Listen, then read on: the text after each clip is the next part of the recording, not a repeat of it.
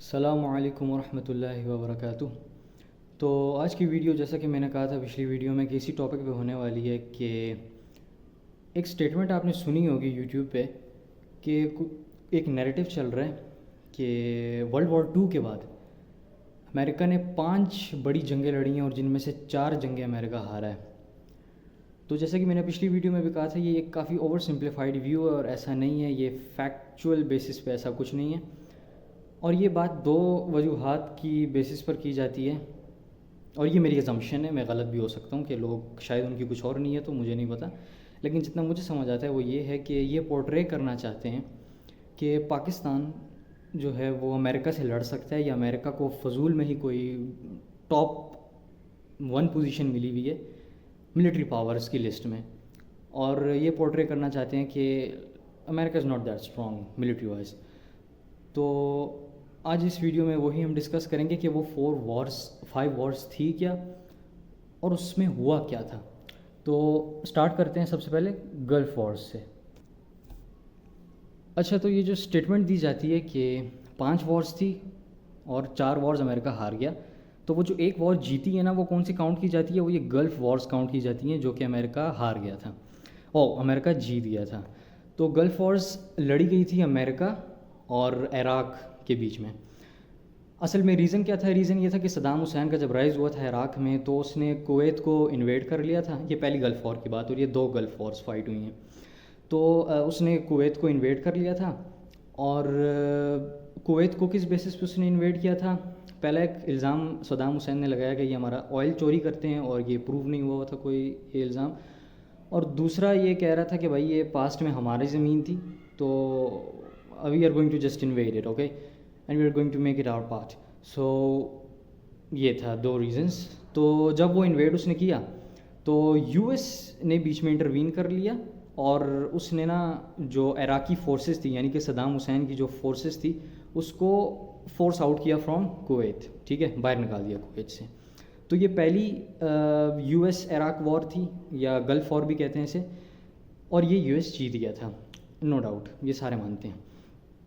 और इसके बाद जो दूसरी गल्फ़ वॉर हुई थी, वो भी इराक़ और यूएस के बीच में हुई थी, और इस दफ़ा यूएस ने इसको स्टार्ट किया था। यूएस ने इल्ज़ाम लगाया सद्दाम हुसैन पर कि ये इसके लिंक्स जो ग्रुप्स हैं अलकायदा वगैरह उनके साथ हैं, और ये प्रूवन नहीं थे। इन्वेस्टिगेशंस वगैरह भी हुई थी, यूएन वगैरह ने की थी, लेकिन ये कोई प्रूव सामने नहीं आया है। तो ये इल्ज़ाम लगाने के बाद यूएस ने और यूके ने इन्वेड किया कुवैत को, और कैप्चर कर लिया सद्दाम हुसैन को, और बाद में उसको एग्जीक्यूट भी कर दिया गया था। वो वीडियोस पड़ी हुई है यूट्यूब में, उसकी वो जो कोर्ट में उसको सेंटेंस दिया था, तो वो आप देख सकते हैं जाके। तो ये हुआ था। और दूसरी ये जो गल्फ़ वॉर थी, ये भी यूएस से जीत गया था। अच्छा, ये जो सोर्सेज़ वगैरह हैं, ये मैं साथ नहीं लगाऊंगा, क्योंकि ये काफ़ी एक जो कहते हैं ना नॉर्मल इंफॉर्मेशन है। ये आपको यूट्यूब पे भी मिल जाएगी, हर जगह, विकीपीडिया, गूगल, हर जगह मिल जाएगी, ठीक है। और इसमें कोई कंट्रोवर्सीज़ वगैरह नहीं है, तो इसीलिए मैं रेफरेंसेस वगैरह साथ नहीं लगा रहा हूँ, आप ख़ुद जाके वेरीफाई कर सकते हैं। तो दूसरी वॉर जो लड़ी गई थी वो वियतनाम वॉर थी, और ये कोई मतलब डायरेक्ट वॉर नहीं थी, ये एक कोल्ड वॉर थी जो कि सुपर पावर्स के बीच में लड़ी गई थी। हमारे पास चाइना और रशिया थे जो कि नॉर्थ वियतनाम को सपोर्ट कर रहे थे, और यूएसए जो है वो साउथ वियतनाम को सपोर्ट कर रहा था। तो इसीलिए जो आर्गूमेंट बनाया जाता है ना, इसमें मुझे एक ये भी फ्लॉ लगता है कि ये बहुत ओवर सिम्प्लीफाइड है, क्योंकि ये जो वॉर लड़ी गई है ना, ये कोई पाकिस्तान जैसी कंट्री और यूएसए के बीच में नहीं लड़ी गई, ये दुनिया की जो सुपर पावर्स हैं ना उनके बीच में लड़ी गई है, और ये कोल्ड वॉर लड़ी गई है।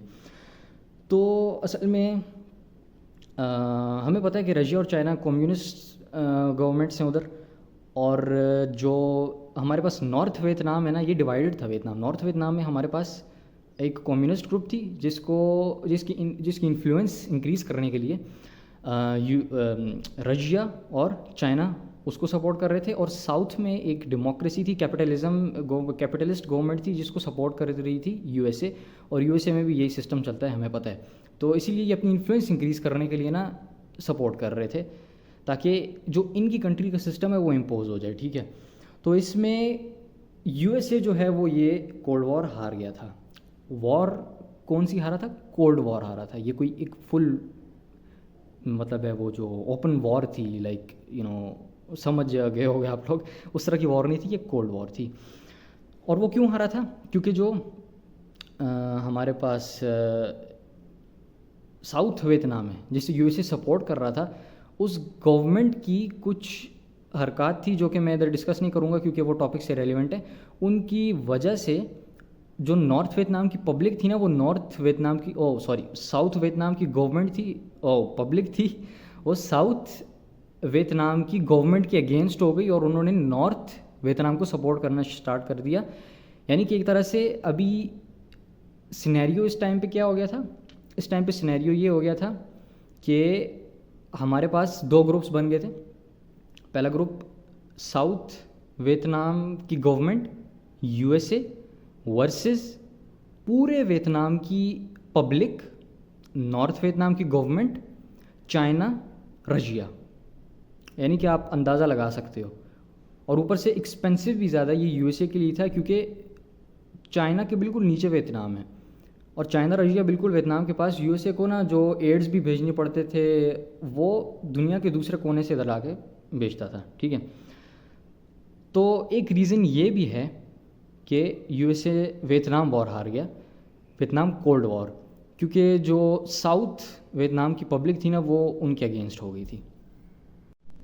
अच्छा, तो फिर हमारे पास अभी आ जाती है यूएस और अफ़गान वॉर्स, ठीक है, अफ़गानिस्तान के साथ जो लड़ी गई थी। तो इसमें भी ये कहा जाता है कि यूएसए ये जंग हार गया था और अफ़गानिस्तान ये जंग जीत गई थी। हालांकि मेरा नहीं है ख्याल कि ये कहना ठीक होगा। इसका बेटर वर्जन जो है वो ये है, हम ये कह सकते हैं कि यूएसए ने जंग जो है वो करनी छोड़ दी थी, ठीक है, और अफ़गानिस्तान ये जंग कोई नहीं जीता था। यूएसए उनको एक्सपेंसिव ज़्यादा पड़ रहा था ये, तो वो अफ़गानिस्तान छोड़ के वापस उन्होंने विड्रॉल अपना कर लिया, ठीक है। और रशिया की हेल्प अगर ना पीछे से होती अफ़गानिस्तान में तो मे बी अभी ये कैप्चर कर भी लेता यूएसए। तो ये जो यूएस अफ़गान वॉर थी ये भी एक कोल्ड वॉर ही थी जो कि रशिया और यूएसए के बीच में लड़ी गई थी।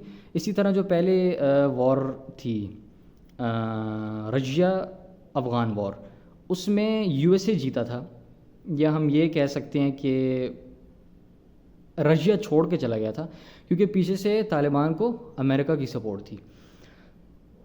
और इसका अंदाज़ा आप इसी बात से लगा सकते हैं कि विकिपीडिया में, बल्कि ये भी मैं ये फैक्ट एक सामने पेस्ट कर दूंगा वीडियो में, कि जो तालिबान थे ना उनके जो फाइटर्स थे वो जो मरे थे या शहीद कह लें, शहीद हुए थे, वो उनकी जो तादाद थी वो 2 लाख थी। लेकिन दूसरी तरफ अगर हम नेटो की कंट्रीज़ मिला के बताएं, यानी कि सिर्फ यूएसए नहीं, यूएसए के अलावा बाकी जो फ्रांस है उनके सोल्जर्स भी उधर थे और यूके के सोल्जर्स भी थे, यूएसए के सोल्जर्स भी थे अफ़गानिस्तान में, इन सब के मिलाकर 3000 लोग मरे हैं।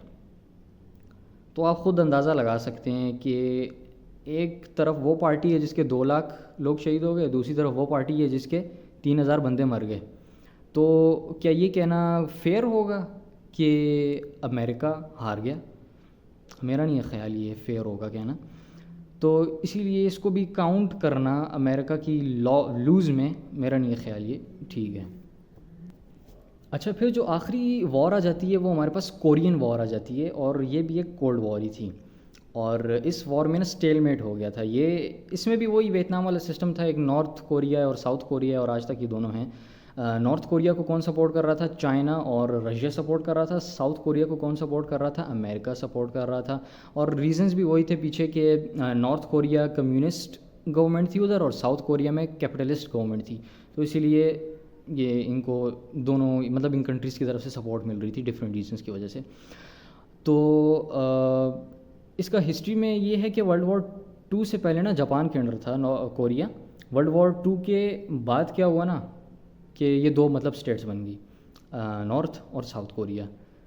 तो फिर क्या हुआ, जब इनकी वॉर स्टार्ट हुई आपस में, नॉर्थ कोरिया की और साउथ कोरिया की, साउथ कोरिया ने इन्वेड किया था नॉर्थ कोरिया को, तो उसमें फिर ये नॉर्थ को इनकी तरफ से एड मिली, चाइना और क्या नाम है उसका, रशिया की तरफ से, और साउथ को मिली एड अमेरिका की तरफ से।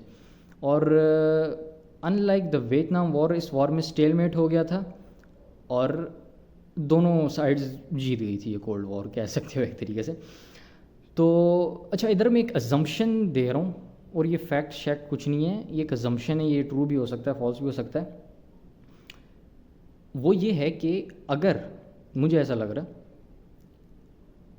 लॉजिकल बेसिस पे कि अगर साउथ कोरिया की भी पब्लिक या गवर्नमेंट, पब्लिक कह लेते हैं, पब्लिक अमेरिका के अगेंस्ट हो जाती और नॉर्थ कोरिया का साथ देने लगती ना, तो मे बी यूएसए ये वॉर भी हार जाता वियतनाम वॉर की तरह। तो वियतनाम वॉर हारने की एक वजह ये भी थी, तो वियतनाम वॉर में भी स्टेलमेट हो सकता था। तो ये है असल में सारी हिस्ट्री। वो जो कहा जाता है कि 5 जंगें लड़ी थी अमेरिका ने, जिनमें से 4 हारा है अमेरिका, तो ऐसा कोई सीन नहीं है। इन वॉर्स को मैं फिर से काउंट करवा दूँ। सबसे पहली थी गल्फ़ वॉर्स, जिनमें अमेरिका जीत गया, ठीक है। फिर आती है वियतनाम वॉर्स, जिसमें अमेरिका हार गया, और रीज़न मैंने एक रीज़न बता दी है कि उनकी पब्लिक ही ख़िलाफ़ हो गई थी उनके। और वो वॉर ना, वियतनाम वॉर वो किस तरह बन गई थी, वो काफ़ी मतलब इस तरह बन गई थी कि यूएसए प्लस साउथ वियतनाम की government versus China plus Russia plus north Vietnam की गवर्नमेंट प्लस पूरे वियतनाम की पब्लिक, ठीक है। ये इस तरह की वॉर हुई थी। तो एक रीज़न ये भी हम कह सकते हैं हारने, यूएसए की हारने के पीछे। फिर उसके बाद यूएस अफ़गानिस्तान वॉर आ जाती है। उसको तो वही मैंने बता दिया, बिल्कुल अनफेयर होगा ये कहना कि यूएसए हार गया। और तीसरी ये कोरियन वॉर है, जिसमें स्टेलमेट हो गया था। तो ये पूरा सिस्टम है, और ये बहुत ओवर सिंप्लीफाइड मतलब एक वर्जन बताते हैं यूट्यूब में कि यार मतलब यूएसए हार गया। No, we can call that losing. और क्या बोलूँ और, अच्छा तो क्रक्स क्या है, 2 मेन पॉइंट्स कौन से निकालने हैं इस पूरी वीडियो में से। पहला ये कि ये जो वॉर्स थी ना, ये इनडायरेक्ट वॉर्स थी, ये कोल्ड वॉर्स थी। अगर पाकिस्तान जंग पे जाता है ना इन कंट्रीज़ के साथ, तो ये एक डायरेक्ट वॉर होगी, ये कोई कोल्ड वॉर नहीं होगी, ठीक है। पहला पॉइंट ये। और दूसरा पॉइंट ये कि ये जो वॉर्स लड़ी गई थी ना, कोल्ड वॉर्स थी, लेकिन ये सुपर पावर्स के बीच में लड़ी गई थी, चाइना, रशिया, अमेरिका, ठीक है। तो ये पाकिस्तान का और अमेरिका का, तो इसमें कंपैरिजन बनाना ही गलत है, क्योंकि ये वॉर जो कोल्ड हुई लड़ी गई थी, ये तो सुपर पावर्स के बीच में लड़ी गई थी, ठीक है। तो बस यही थी आज की वीडियो। नेक्स्ट वीडियो में इंशाल्लाह आपको बताऊंगा कि फिर पैलेस्टाइन का किया गया जाए, क्योंकि सोल्यूशन ओरिएंटेड बात करनी चाहिए और ये बहुत ज़रूरी है। तो इंशाल्लाह नेक्स्ट वीडियो में सोल्यूशन पर डिस्कशंस करेंगे। तब तक के लिए अल्लाह हाफ़िज़, टाटा एंड बाय बाय।